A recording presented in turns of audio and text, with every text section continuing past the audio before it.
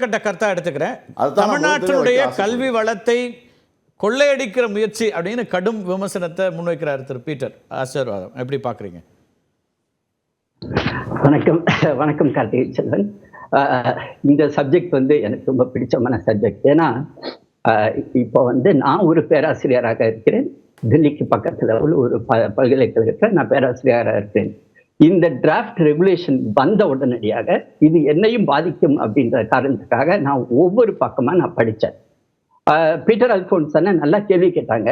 அதுக்கு முன்னாடி நான் பதில் சொல்றதுக்கு முன்னாடி இந்த டிராஃப்ட் ரெகுலேஷன் ஏற்கனவே நயினா நாகேந்திரன் அவர்கள் சொன்னது மாதிரி இது டிராஃப்ட் ரெகுலேஷன்.